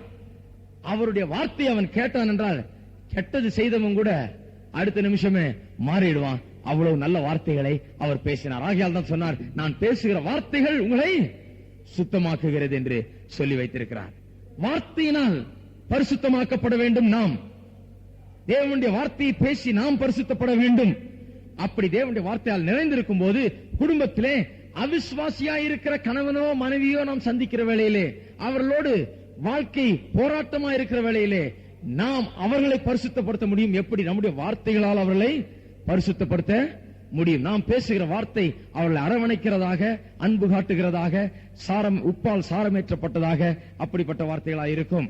எபேசியர் 5:26 வாசிப்போம். எபேசியர் 5:26. தாம் அதை திருவசனத்தை கொண்டு, இங்க அந்த திருமணத்தை குறித்து பேசுகிறது. கிறிஸ்துவும் சபையும் புருஷனும் மனைவியும் என்கிற அர்த்தத்தில் பேசிக் கொண்டு வருகிறார். 26ஆம் வசனம். தாம் அதை திருவசனத்தை கொண்டு தண்ணீர் முழுக்கினால் சுத்திகரித்து பரிசுத்தமாக்குகிறதுக்கும். திருவசனத்தை கொண்டு தண்ணீர் முழுக்கினா இங்க ஞானஸ்தானம் கிடையாது, திருவசனத்தினால் கொடுக்கப்படுகிற ஞானஸ்தானம். திருவசனத்தை எப்படி ஆண்டவர் கிறிஸ்து சபையை பரிசுத்தப்படுத்துகிறார்? கிறிஸ்து எப்படி சபையை பரிசுத்தப்படுத்துகிறார் என்றால், அவர் அதுக்கு ஒரு குளிப்பாடு வச்சிருக்கிறார். சபைக்கு அதனுடைய அசுத்தங்கள், பாவங்கள் நீங்க சபையை கழுவும்படியாக, சபையில் உள்ள விசுவாசிகளை கழுவும்படியாக ஒரு வழி ஒன்று வைத்திருக்கிறார். ஒரு குளிப்பாடு ஒன்று நடக்குது, குளிப்பாட்டி விடுறார். அது எதனாலே? அவருடைய வசனம் என்கிற திருமுழுக்கினால். தேவனுடைய வார்த்தை போதிக்கப்படுகிற வேளையிலே அது நம்மை கழுவுகிறதை போல இருக்கிறது, இல்லைங்களா? அது நம்ம என்ன இருக்குது? கழுவுகிறது போல இருக்கிறது. முன்ன ஒரு கதை சொல்லியிருக்காது, ஒருவேளை உங்களுக்கு ஞாபகம் இருக்கா? இல்ல நீங்க எத்தனை பேர் இருந்தீங்கன்னு தெரியாத இல்ல, செவ்வாய்க்கிழமையில சொன்னாது. அநேகமா உங்களுக்கு அநேகருக்கு தெரியாதுன்னு நினைக்கிறேன். ஒரு அம்மா, ரொம்ப படிக்காத ஒரு அம்மா, ஒரு கோயிலுக்கு போய்கிட்டே இருந்தது. அமெரிக்காவில் நடந்த கதை இது. ஒன்னு சுத்த படிப்பறிவே இல்லாத அம்மா. இந்த அம்மாவுடைய தொழில் எல்லாருடைய துணிகளையும் கலெக்ட் பண்ணி தன்னுடைய வீட்டுல வச்சு நல்லா துவைச்சு காய போட்டு அயன் பண்ணி எல்லாம் சுத்தமா கொடுக்க வேண்டியது அந்த அம்மாவுடைய தொழில். அருமையா அதை செய்து வச்சு ஏதோ சம்பாரிச்சு சாப்பிட்டுட்டு இருந்தது. எந்த படிப்பும் தெரியாது, வாசிக்கவும் தெரியாது, படிக்கவும் தெரியாது, அவ்வளவு அறிவு திறமையும் கிடையாது. கோயிலுக்கு வர அந்த அம்மா பிரசங்கியார், ரொம்ப சாமர்த்தியமான பிரசங்கியார், நல்லா பிரசங்கம் பண்ணுவார். பிரசங்கம் பண்ணி முடித்த உடனே பிரசங்கம் பண்ணும்போதெல்லாம் அந்த அம்மாவுடைய பாத்துக்கிட்டு இருக்குமா. பிரசங்கியார் யோசிப்பார், அந்த அம்மாவுக்கு விளங்குதா விளங்கலையா, என்ன விளங்க போதோ அப்படின்னு. பிரசங்கம் முடிஞ்ச உடனே அந்த அம்மா சொல்லுமா, ஐயா உங்களுடைய பிரசங்கம் ரொம்ப நல்லா இருந்ததுங்க, ரொம்ப அருமையா இருந்ததுங்க அப்படின்னு. பிரசங்கியார் கேட்பாராம், சரி என்ன பிரசங்கம் பண்ண சொல்லுங்க பாப்போம், 3 பாயிண்ட் கொடுத்தேன், என்னன்னு சொல்லுங்க பாப்போம்னு வரான். எனக்கு ஞாபகம் இல்லைங்க அப்படின்னு. சரி என்ன வசனத்தை வாசித்தனாவது சொல்லுமா, எந்த வசனத்தை நான் வாசித்தேன் அதையாவது சொல்லணும். எனக்கு ஞாபகம் இல்லை, எனக்கு படிக்க முடியாதுங்க, எனக்கு ஞாபகம் இல்லைங்க. அட என்ன பிரசங்கம் பண்ணனாவது சொல்ல, ஒரு 5 நிமிஷத்துல நான் பிரசங்கம் பண்ணது சொல். எனக்கு தெரியலங்க என்ன சொல்றதுக்கு, ஆனா நல்லா இருந்ததுங்க. பிரசங்கியார் நினைச்சிட்டு இருக்காரு, இந்த அம்மா நம்மகிட்ட கதை விடுது போல இருக்குது. பிரசங்கியார்கிட்ட நல்லா இருக்குது நல்லா இருக்குதுன்னு சொல்லி ஏதோ பிரசங்கியாருக்கு ஒத்தாசையா இருக்குது இந்த அம்மா. இதுக்கு என்ன ஒண்ணும் விளங்கல, ஒரு பிரசங்கமும் வழங்கி இருக்காது, என்ன பேசணும்னு வழங்கி இருக்காது. ஆனா சும்மா வந்து ரொம்ப நல்லா இருந்தது, ரொம்ப நல்லா இருந்ததுன்னு சொல்லிட்டு போது சும்மா கதை விடுதுன்னு நினைச்சிட்டு இருந்தார். ஒரு நாள் இந்த அம்மாவை சந்திக்க போனாராம் வீட்டுக்கு. அப்ப அவருக்குள்ள ஒரு ஆசை, இந்த அம்மா எப்படியா கேட்டுருவோமே, உண்மையதான் சொல்லுதா பொய்ய சொல்லுதா, நம்ம உண்மையாவே நல்லா பிரசங்கம் பண்ணோமா இல்ல இந்த சும்மா இந்த அம்மா நமக்காக சொல்லுதா கேட்போமேன்னு சொல்லி கேட்டாராம். ஏமா ஒவ்வொரு தடவையும் நீங்க வந்து ஐயோ ரொம்ப நல்லா இருந்துச்சு, ஓ எவ்வளவு அருமையா இருந்துச்சுன்னு சொல்றீங்களே, உண்மையாவே சொல்றீங்களா இல்ல சும்மா சொல்றீங்களா? இல்லங்க உண்மையாவே தான் சொல்றேன். அப்படின்னா என்ன வசனம் போதிச்சேன்னு கூட உங்களுக்கு தெரிய மாட்டேங்குது. நான் போதிச்ச பாயிண்ட்ல ஒரு பாயிண்ட் கூட நீங்க இது வரைக்கும் சொன்னதில்லை, ஒரு வசனத்தை கூட என்ன ஞாபகம் வச்சிருந்து எனக்கு சொன்னதில்லை, பிரசங்கத்தினுடைய மைய கருத்தை கூட நீங்க சொன்னதில்லை. எப்படி நான் உங்களை நம்புறது? எப்ப பார்த்தாலும் ரொம்ப நல்லா இருக்கு ரொம்ப நல்லா இருக்குன்னு சொல்றீங்களா? அப்ப அந்த அம்மா சொல்லிச்சான், ஐயா இது இப்படி, நான் துணி துவைக்கிறவ, சோப்பு கம்பெனில போய் சோப்பை வாங்கிட்டு வரேன், நிறைய சோப்பை வாங்கிட்டு வந்து நிறைய துணி கொண்டாந்து பலவிதமான அழுக்கு துணிங்க வருது, போட்டு தேய் தேய் தேய்ன்னு தேய்க்கிறேன். இந்த சோப்பு எவன் உண்டாக்குனான்னு தெரியாது, இதுல என்னென்ன கெமிக்கல்ஸ் இருக்குதுன்னு எனக்கு தெரியாது, இது எப்படி உண்டாக்கப்பட்டது, இது எப்படி வேலை செய்யுதுன்னு எனக்கு தெரியாது, இதை வச்சு நல்லா தேய்க்க தான் தெரியும், தேய்ச்சா சுத்தமாயிடும் எனக்கு தெரியும், ஆகியால வச்சு தேய்க்கிறேன் சுத்தமாகுது. நீங்க பிரசங்கம் பண்ணும் போது உங்களுடைய வார்த்தைகளை நான் கேட்கும் போது சோப்பை போட்டு என் மேல தேய்க்கிற மாதிரி இருக்குதுங்க.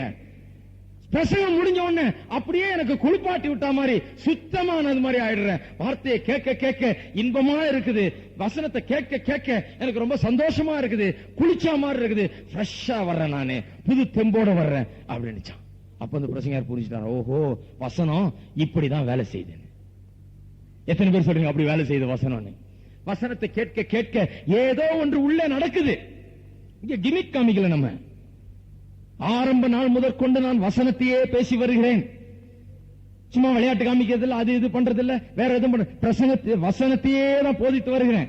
வசனத்தையே போதித்து வந்து வந்து குடிகார நல்ல ஆளா மாறினதை பார்த்திருக்கிறேன், திருடன் நல்ல ஆளா மாறினது, பொல்லாத மனிதர்களும் பொல்லாத ஆண்களும் பெண்களும் வந்து நல்லவர்களாக மாறி ஆண்டவருக்கு சேவை செய்து பணியாற்றக்கூடியவர்களாய் மாறுகிறதை என் கண்ணார நூற்றுக்கணக்கானவர்கள் அப்படி மாறி கண்டிருக்கிறேன். ஏன்னா இந்த சோப்பில் நான் விசுவாசிக்கிறேன்.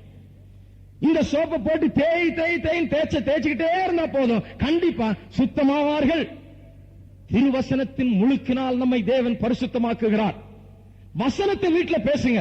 விசுவாசிகளாயிருக்கிற சகோதரிகளே சகோதரர்களே, விசுவாசிகளாய் அல்லாத ஒருவரை திருமணம் முடித்திருப்பீர்கள் என்றால், நீங்கள் ரட்சிக்கப்பட்ட பிறகு உங்களுடைய மனைவியோ கணவரோ இயேசுவை ஏற்றுக்கொள்ளாமல் வாழ்ந்து கொண்டிருப்பார் என்றால், கிறிஸ்து எப்படி உங்களை பரிசுத்தமாக்கி உங்களை சுத்திகரித்து கழுவி அன்றாட உங்களை பரிசுத்தமாக்குகிறாரோ, அதுபோல உங்களுடைய நல்ல வார்த்தைகளை, தேவனுடைய வசனத்தினால் சாரமேற்றப்பட்ட வார்த்தைகளை உங்கள் குடும்பங்களிலே பேசுங்கள்.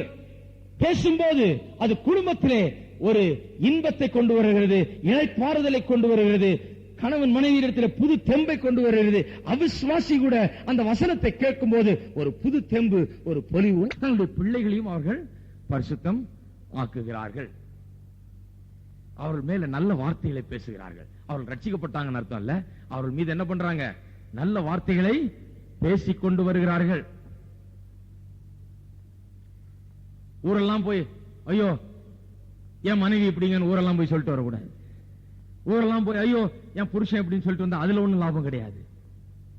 நீங்கள் உங்களுடைய நல்ல வார்த்தைகளின் மூலமாக நல்ல வார்த்தைகளை பேசி, உப்பால் சாரமேற்றப்பட்ட வார்த்தைகளை பேசி பொறுமையா இருந்து செய்யும் போது கண்டிப்பாக அவர்களை நீங்கள் பரிசுத்தப்படுத்த முடிகிறது. ஆண்டவருடைய வழிக்குள் நிச்சயமா அவர்களை நடத்த முடியும். 2 தீமோத்தேயு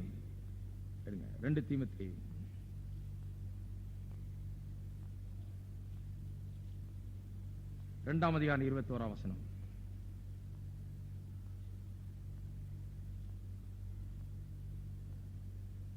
அதிகாரம் 21. ஆகையால் ஒருவன் இவைகளை விட்டு தன்னை சுத்திகரித்துக் கொண்டால் அவன் பரிசுத்தமாக்கப்பட்டதும் எஜமானுக்கு உபயோகமானதும் எந்த நற்கிரிக்கும் ஆயத்தமாக்கப்பட்டதுமான கனத்துக்குரிய பாத்திரமாயிருப்பான்.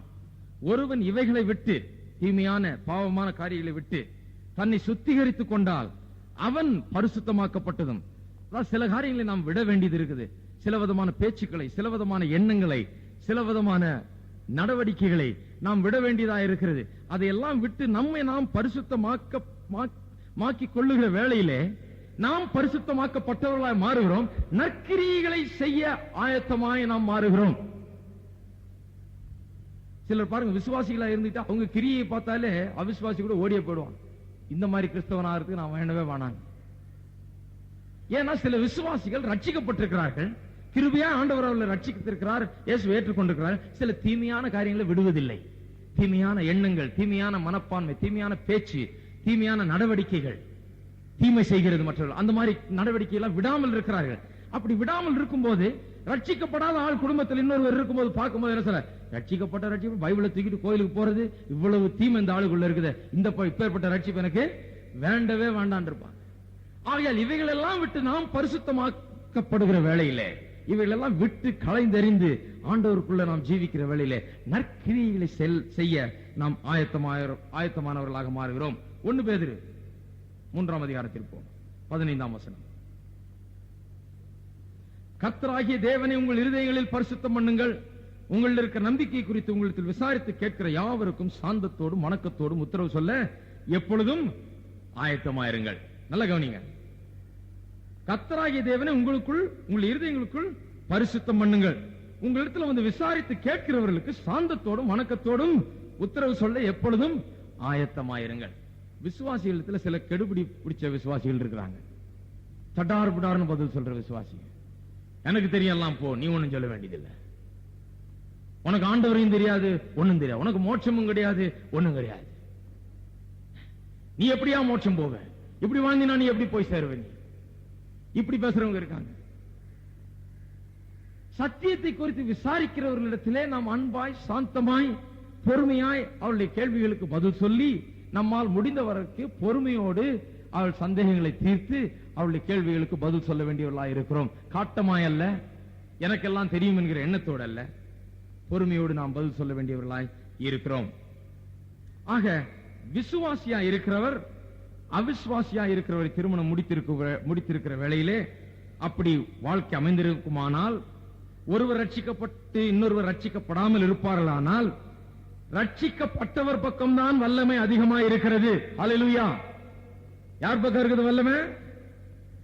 ஒளி அவர்கிட்ட தான் இருக்குது. இருள் வந்து மேற்கொள்ள போறதில்ல, ஒளிதான் மேற்கொள்ள போகிறது. தைரியமா இருங்கள், ஆளை தள்ளிடாதீங்க. உன்னோட ஜீவிக்கிற நீ கோயிலுக்கு போயிட்டு வா, உன் வேலையை நீ கவனி, என் வேலையை நான் கவனிக்கிறேன்றதா சரி, பரவாயில்லன்னு இருங்க.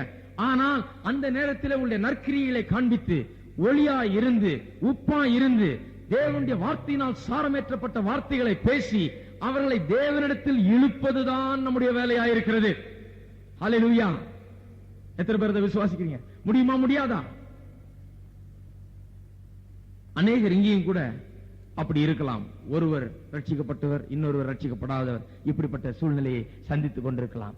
இன்றைக்கு நீங்கள் போகும்போது மனதிலே ஒரு புதிய எண்ணத்தோடு நீங்கள் செல்ல வேண்டும் என்று விரும்புகிறேன்.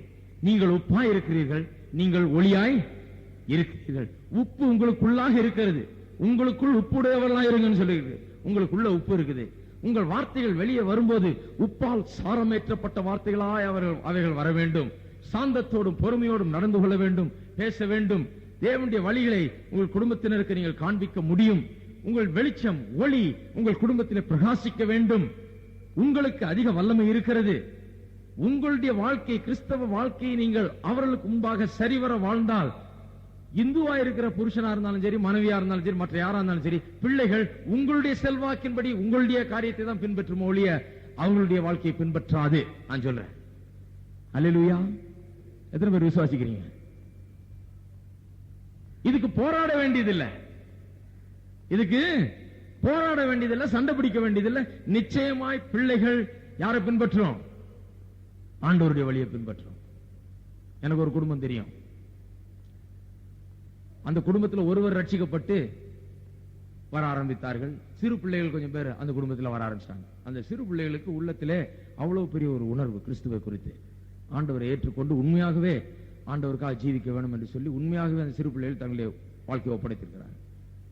ஆனா குடும்பத்திலே, எந்த குடும்பத்திலும் அப்படிதான் இருக்கும். அவர்கள் இந்துவா இருக்கும் போதோ மற்றவர்களா இருக்கும் போதோ கொஞ்சம் கஷ்டம் தான் படுவாங்க. போராட்டங்கள், எதிர்ப்புகள் இவங்கெல்லாம் சந்திக்கணும். நீ போனது மட்டும் இல்லாம என் பிள்ளைங்களெல்லாம் வேற இந்த மாதிரி ஆக்கிட்டு என்ன பண்றது? உப்பு அந்த மாதிரி தான் வேலை செய்யும். என்ன பண்ணும்? உப்பு அந்த மாதிரி தான் வேலை செய்யும். ஐயோ, என் பிள்ளைகளெல்லாம் இழுத்துட்டு போறேன், அவங்க கூட்டா கூட வர மாட்டேங்க, புள்ள ஓடுது கோயிலுக்கு. ஐயோ, நான் போய் கடவுளுடைய வார்த்தையை கேட்கணுமே, நான் அங்க போய் இருக்கணுமே, அங்க போய் பாட்டு பாடணுமே, அங்க போய் கர்த்தரை பின்பற்றணுமே அப்படின்னு பிள்ளைகள் ஓடுவதற்கு வாஞ்சியா இருக்குது கோயிலுக்கு. ஏன் அவங்களுக்கு புரியல? ஏன்னா அந்த ஒளி வெளிச்சம் அவர்களை இழுக்கிறதா இருக்கிறது. குடும்பத்தில் போராட்டம் இருக்கதான் செய்யும், பிரச்சனைகள் இருக்கத்தான் செய்யும். ஆனால் நீங்கள் கர்த்தருக்காக வாழுகிற வேளையில ஒரு பெரிய விடுதலையும் சந்தோஷம் மகிழ்ச்சியும் குடும்பத்தில் நிச்சயமாக உண்டாகும். மத்தேயு 10ஆம் அதிகாரம் திருப்புங்க. இன்னும் ஒரே வசனம் வாசித்து முடிச்சிடலாம். மத்தேயு 10ஆம் அதிகாரம். இந்த வசனத்தை அநேக நேரத்தில் நாம் புரிந்து கொள்கிறதில்லை. இதை வாசிக்கிறேன். 10ஆம் அதிகாரம் 34 36 வசனங்கள். பூமியின் மேல் சமாதானத்தை அனுப்ப வந்தேன் என்று எண்ணாதிருங்கள். நல்ல கவனிங்க. ஆண்டவர் சொல்றார், பூமியின் மேல் சமாதானத்தை அனுப்ப வந்தேன் என்று எண்ணாதிருங்கள். சமாதானத்தை அல்ல, பட்டயத்தையே அனுப்ப வந்தேன்.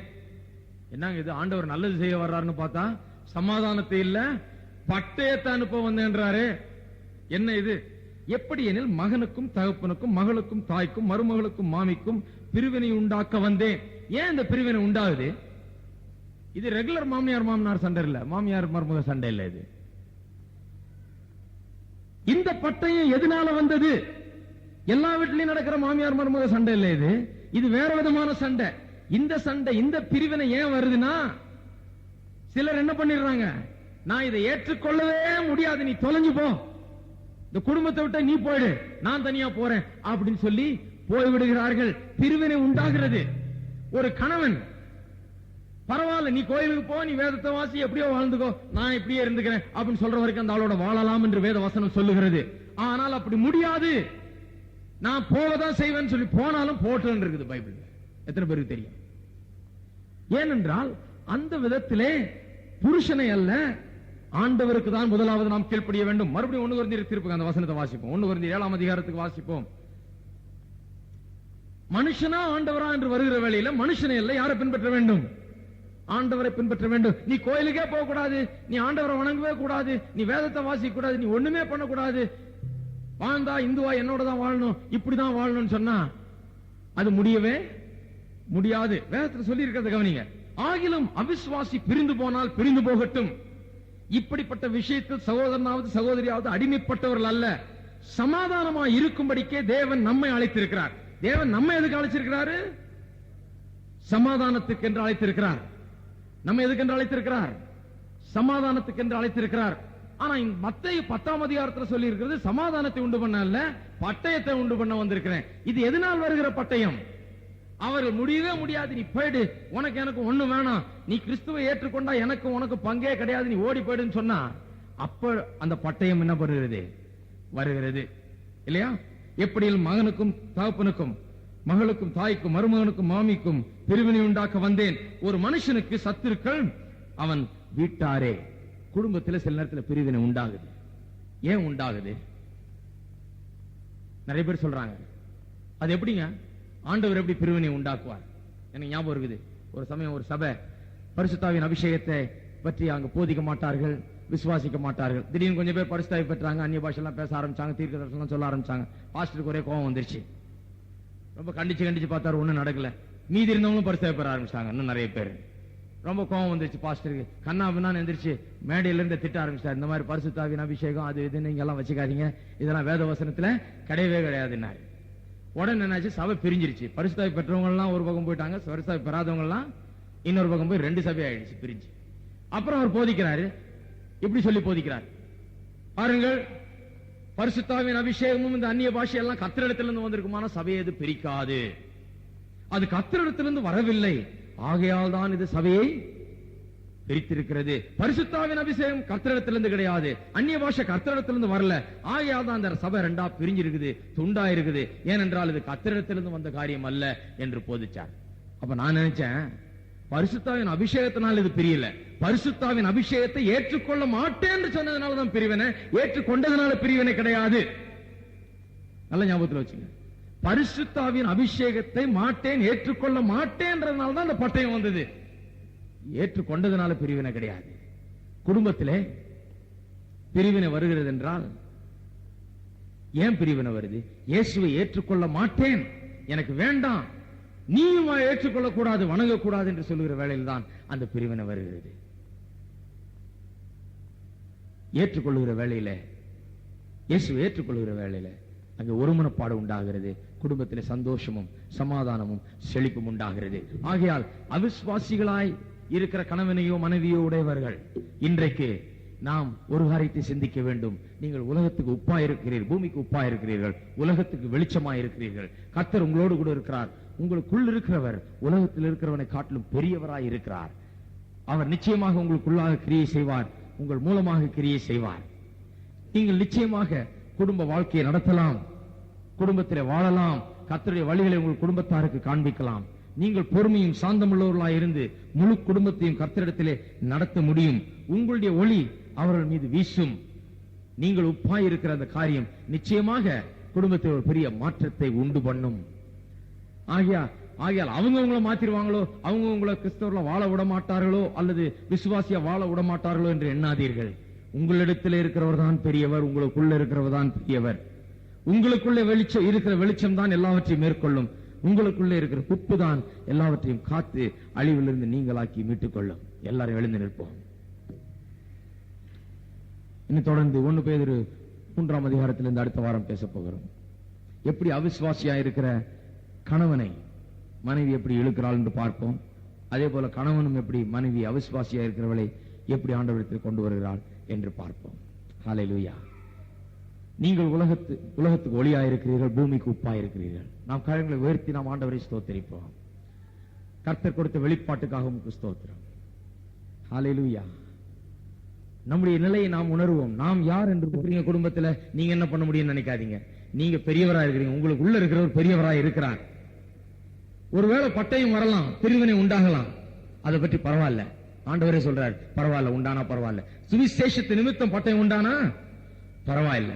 ஆனால் கூடுமான மட்டும் சமாதானத்தோடும் சந்தோஷத்தோடும் இருக்க வேண்டியது அவசியம்.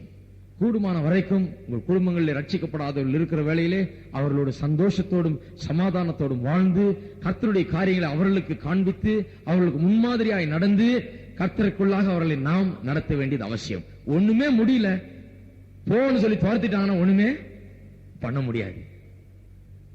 ஒரு பெண் என் இடத்துல வந்து சொன்னிச்சு, ஐயோ என்ன துரத்திடுவாங்க போல இருக்கு, இயேசுவை பின்பற்றினா என்ன துரத்திடுவாங்க போல, கோயிலுக்கு போக கூடாதுன்னு சொல்றாங்க, போனா என்ன துரத்திடுவாங்க போல இருக்கு. நான் சொன்ன, அந்த நேரம் வந்தா கண்டிப்பா நாங்கெல்லாம் இருக்கிறோம், ஒண்ணுமே தெருவில் விட்டுற மாட்டோம். அந்த நேரம் வந்தா பரவாயில்ல, பாத்துக்கலாம். அது வரைக்கும் சமாதானத்தோடும் சந்தோஷத்தோடும் வாழ்ந்து சாந்த குணத்தோடும் பொறுமையுடனும் நற்குணத்தினாலே நம்முடைய ஒளியை அந்த குடும்பத்திலே வீச செய்வோம். எத்தனை பேர் ஆமீன் சொல்றீங்க? கைகளை உயர்த்தி ஆண்டவருக்கு நன்றி செலுத்துவோம்.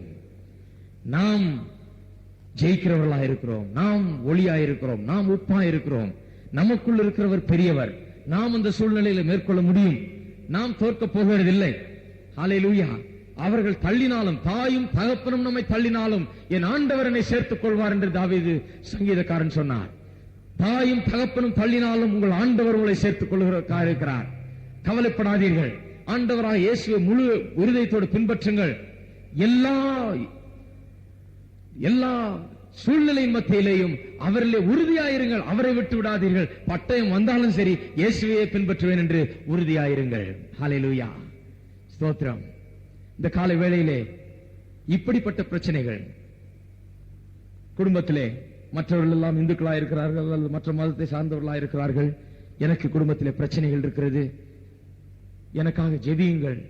கர்த்தர் என்னை பலப்படுத்தட்டும், அவருடைய வார்த்தை கொண்டு என்னை பலப்படுத்தட்டும், என்னை நடத்தட்டும். நான் குடும்பம் முழுவதையும் ரட்சிப்புக்குள்ள வழி நடத்த கர்த்தர் எனக்கு பலன் தரட்டும், என்னை வழி நடத்தட்டும். அதுக்காக ஜெபியுங்கள் என்று, குடும்பத்தின் ரட்சிப்புக்காக ஜெபியுங்கள் என்று சொல்லுவர்கள் கையை உயர்த்துங்கள். நாங்கள் உங்களுக்கு ஜெபிப்போம். ஹல்லேலூயா. குடும்பத்திலே இந்துக்களாய் மற்ற ரட்சிக்கப்படாதவர்களாய் இருக்கிறவர்களுக்காக ஜெபிக்க வேண்டும் என்று விரும்புகிறவர்கள் இந்த இடத்திலே கை உயர்த்தி காண்பீங்கள்.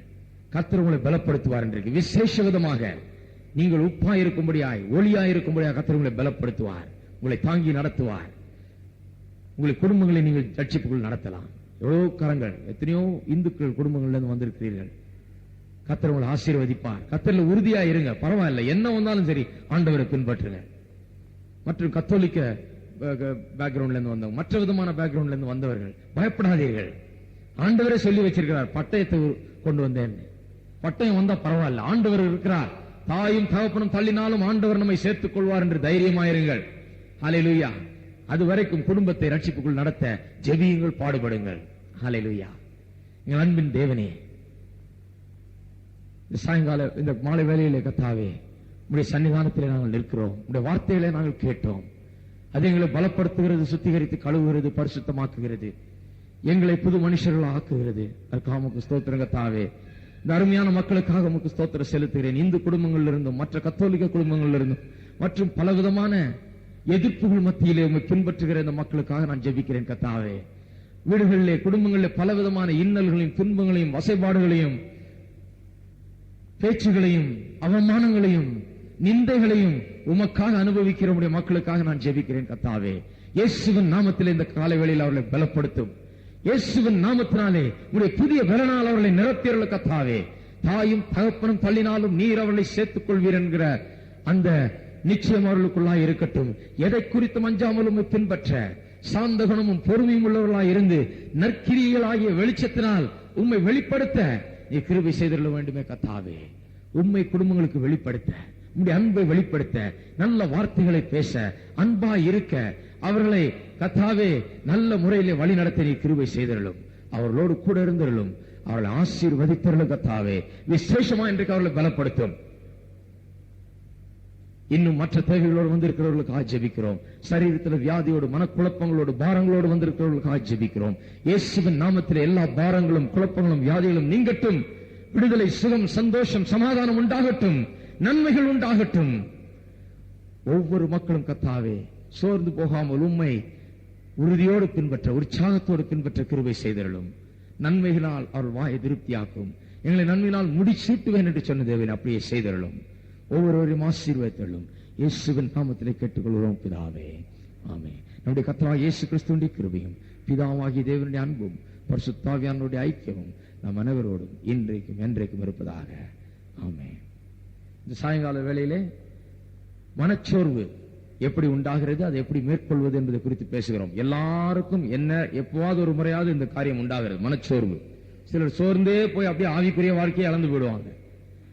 மனச்சோர்வை குறித்து பேசிக் கொண்டு வந்திருக்கிறேன். அநேகருக்கு இது பிரயோஜனமாக இருக்கிறது. மற்றவர்களையும் அழைத்து வாருங்கள், நீங்களும் வாருங்கள். இன்றைக்கு சாயந்தரம் மனச்சோர்வை குறித்து நாம் பேச போகிறோம், அதை எப்படி மேற்கொள்வது என்று.